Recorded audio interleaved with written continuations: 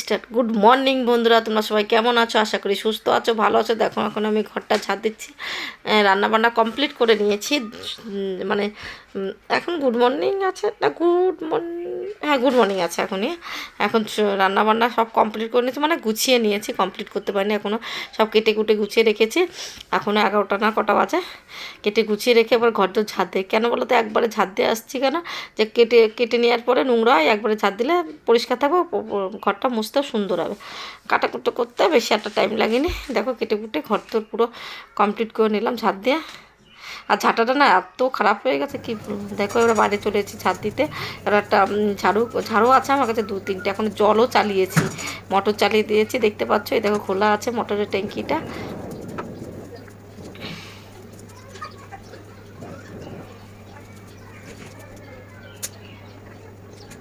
দেখো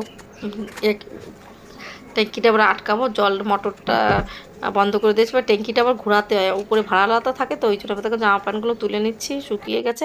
এবার জামা প্যান্ট কেচে রেখে এসেছিলাম তো, তারপর তো জামাটা মোটরটা চালু করেছি বলে আমি ওইটুকু ঝাড়টা দিয়ে ভেবেছি যে একবারে করবো, বাইরে থাকলে না, নয়তো মোটরের জল পড়ে যাবে বাইরে, ওই জন্য বাইরে থেকে আমি ঝাড়টা দিয়ে নিলাম। এবার দেখো জামা কাপড় তুলে রেখে এসে ভাঁজ করে, এবার জামা কাপড় কেচে রেখেছিলাম জলটা ঝরার জন্য, সেই জামা কাপড় জলটা ঝরে গেছে। আর এখন জামা কাপড়গুলো দিয়ে দিচ্ছি। জামা প্যান্ট কাচতে কাচতে আমি হয়রানি হয়ে যাই। রোজ কত জামা প্যান্ট কাচি দেখো, একদিন পর একদিন কাচি না, রোজে কাচতে কাচতে আমার জীবন শেষ। যদি রেখে দিই তারপরের দিন যে কত হয়। এই সুরাটে গেছিলাম আর বড়দায় গেছিলাম, 2 দিনে জামা প্যান্ট কাচতে যে আমি 3বার করে নেড়েছি বাইরে দিয়ে দিয়ে। প্রচুর কাজ করতে হয়, জানো না। কালকে আমি করবো জানো তো, বিছানার চাদর মাদর কেচে নেবো, উঠিয়ে রেখেছি। দেখো জামা প্যান্ট শেষ হচ্ছে না, এত দড়ি সব ভরে যাচ্ছে। তোমার দাদাভাই 2-3 সেট, সোনুর আমার। আর আমরা একটু বিকালে আমি বাজারে গেলে বা কোথাও গেলে ড্রেস পরে, আমি তো নাইটি পরি সবসময়, তারপর ড্রেস পরে সেইটা আবার এসেই ধুয়ে দিতে হয়। সব জায়গায় নেড়ে কমপ্লিট করে দেবো। নাড়তে নাড়তে পাগল হয়েছে। কী বলতো, নেড়ে দিয়েছি, একটুখানি জল ঝরতে তারপরে ঘরটা মুছে দেবো। কেন বলো তো, এখন যদি আমি না নাড়ি না, জল পড়বে, আবার ঘর মুছার পরে এত একটা দাগ হয়ে যায়, কেমন খসখস হয়ে যায়। ওই জন্য আমি একটুখানি জল পড়বে সঙ্গে হয়ে গেছে। এখন 1টা বাজিনি, ডালটা হয়ে গেছে, উচ্ছে সবজি হয়েছে, ভাতটা হয়ে গেছে, সব রেখে এসেছি। এবার আলুটা ভাজলে আমার কমপ্লিট, 2টো সবজি করেছে, বেশি করিনি। তার মধ্যে জামা কাপড় কাঁচা মাচা সব কমপ্লিট হয়ে গেছে। দেখো রান্নাবান্না কমপ্লিট করে এবার ঘরটা মুছতে চলে এসে, তখন ছাদটা দিয়ে রান্না করতে চলে গেছিলাম। রান্নাবান্না করে স্নান টান করে এসে এবার ঘরটা মুছছি। জানো তো, ঘরটা মুছার জন্য কি করব বলো তো, স্নান করার পরে মুছছি, তখন আর টাইম পাইনি। তোমার দাদাভাই চলে এসেছিলো, খাওয়া দাওয়া করতে এসেছিলো, ওই জন্য আমি এখন ঘরটা মুছে দিচ্ছি। আর এইটুকু জায়গার মুছা এত অসুবিধায় কী বলো, প্রচুর অসুবিধায়। তা তো মুছতে হবে, কিছু করার নাই। দেখতে পাচ্ছ সারা সুন্দর করে বুঝতে হচ্ছে। আমার ছেলে শুয়ে আছে।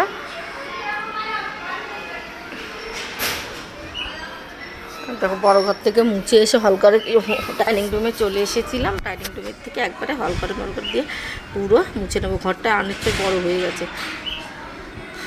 অনেক কষ্ট হয় জানো তো। মানে গরমে আবার বিকালে আমি স্নান করি তো, ওই জন্য আমি এখন আবার মুছে নিচ্ছি। আবার তো স্নান করতেই হবে, 14বার শুধু স্নান আর স্নান।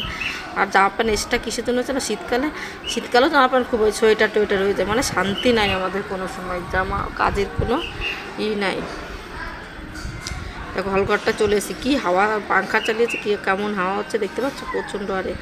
আর এই গরম হাওয়া আসে জানো না, তাই যখনই বাইরে যে বসবা তো 7টা 7:30 অবধি, আমাদের এইখানে মানে 7:30 8টায় সন্ধ্যা হয়, সেই এত গরম হাওয়া থাকে কি প্রচুর। বাইরে বেরোনোই যেন আমার বেরোতে ইচ্ছা করে না, বাইরে কেমন যেন বিরক্ত বোধ হয়।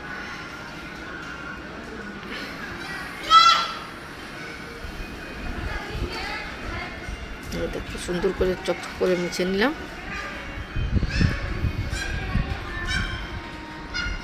ঘরটা মুছলে বেশ ভালো লাগে পরিষ্কার। আমি রোজই মুছি, 1-2বার করে টাইম পেলে মুছে নিই।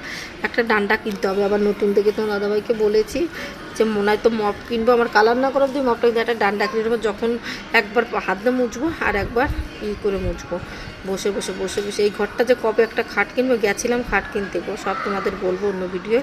খুব চলে এসেছি, যাবো আর এক জায়গায় একদিন টাইম পেয়ে। জামা প্যান্টগুলো বললাম না 3 দিনে জামা প্যান্ট দেখতে পাচ্ছ, কেচে লাট দিয়ে হচ্ছে, পরে ভাঁজ করে নেবো। এখন আর এই ভাঁজ করবো না, কালকে ভাঁজ করবো। খুব কাজ যদি একদিন ডিউ করে যায় তারপরে কাজ করতে খুব কষ্ট হয়ে যায়। আর গরমে না সবথেকে বড় কথা হলো গরমে কষ্ট হয়ে যাচ্ছে মনে। বন্ধুরা বাজারে চলে যাচ্ছি, দেখতে পাচ্ছ একটা নিয়ে নিয়েছে। এই দেখো ঘেমে গেছে পুরো, সব কাজ কমপ্লিট হয়েছে, এখন যাচ্ছে। এই ঘরটা অন্ধকার হয়ে গেছে। চলো তোমার দাদা ভাই চলো যাই জাগের যোগা। যারা বড় বড় কথা কয় না, বিচার করে তাদেরটা, যারা অন্যের বিচার করে তাদেরটাই পড়ে। হ্যাঁ গো, কেন আমার চোটে কিনেছি না, তার একটা জুতো কিনেছি তো রাগবি হয়ে গেছি তো কি হয়েছে। এই দেখো বন্ধুরা যাচ্ছি, দেখতে পাচ্ছ জল পড়েছে, দেখেছ?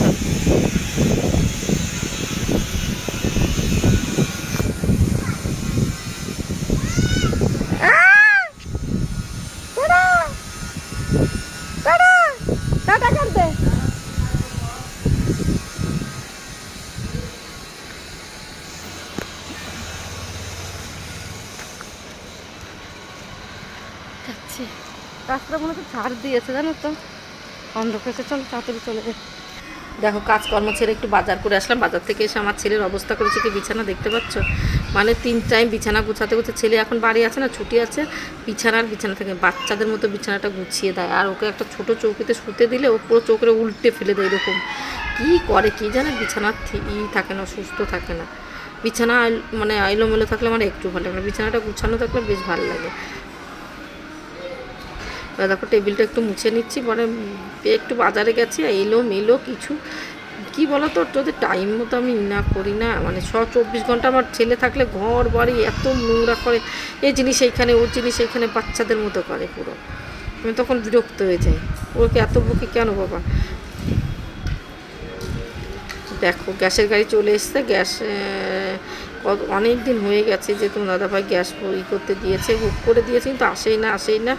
আর গ্যাসওয়ালা বলছে আমার গ্যাসের গাড়ি খারাপ হয়েছে, আনতানিরা না শয়তানি করে অন্য জায়গায় বিক্রি করে দেয়, জানো না। আর আমার 3টে সিলিন্ডার, ওই জন্য আমার অসুবিধা না। যাদের 2টো বা 1টা তাদের কতটা অসুবিধা বলো তো, টাইম মতো আসে না, কি করব বলো তো। আমি দাঁড়িয়ে আছি, আমাকে ডেকে গেছে, সামনে গেছে, দেখো গ্যাস ভরে দিয়ে চলে গেছে, আমি টেনে নিয়ে চলে আসলাম। 810 টাকা নিয়েছে। আর গ্যাসের দামটা একটু কমেছে, ভালো। দেখো জায়গায় রেখে দিই।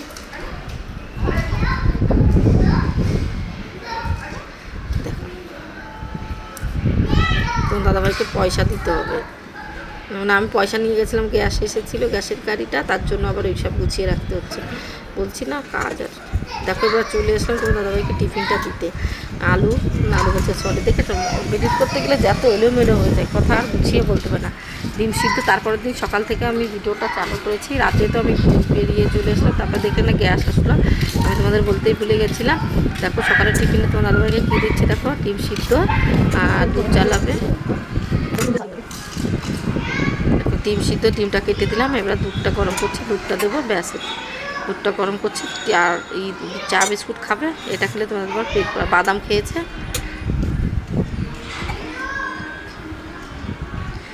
চলো দুধটা দিয়ে দেখেছো, এই দেখো আমাদের এখানে ওই বাসা, বাবা বাসাটা উল্টে গেছে রে, ওই দেখো বাসাটা উল্টে গেছে, দেখাচ্ছে তারা তোমাদের, ওই দেখো বাসাটা উল্টে গেছে, বাসাটা আর এই বেচারা পড়ে গেছে, এখন বিড়ালে না কুত্তায় না নিয়ে নেয় রে, এই দেখো দেখতে পাচ্ছ।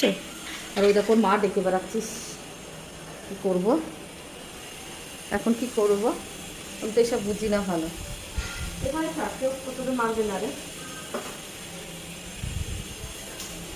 পড়ে গেছিলো, পড়ে যাওয়ার পর আমি কি একটু রেখে দিয়েছি ইসের উপর, তারপর আবার হচ্ছে এখানে প্রচুর নোংরা করে দিয়েছে, ওরা সেই ঘর বানিয়েছে না, ঘরে। আর দেখো বাচ্চাটা ওইখানে বসে আছে নাকি ওটা, হ্যাঁ। দেখো আমি ছেলেকে ডেকে নিয়ে আসলাম, বললাম কি তুই একটু উপরে উঠিয়ে দে, আমার ভয় লাগছিলো। ও দেখো আমার ছেলে উপরে উঠিয়ে দিচ্ছে, বাচ্চাটাকে আমি হাত দিয়েছি, যে বারবার পড়ে গেলে ওর যদি কিছু অসুবিধা ভালো লাগে। আমার ছেলে পাখিটা রেখে দিয়েছে, বাসাটা ঠিক করে আমার ছেলে রেখে দিল এইটা, দেখেছো আমাদের পাশে কত বড়, দেখো ওই দেখো ফ্ল্যাট 5 তলা, কি রোদ্দুরের তাপ বলো তো, সুন্দর লাগছে। দেখো প্রচুর রোদ্দুর বাবা, এইখানে আমার উঠলার সামনে কি রোদ্দুর, এইখানটা উঠলার পরও দাঁড়ানো যায় না, দেখো পটি করে কি করেছে। আর দেখো পটি করে কি করেছে, পায়রায়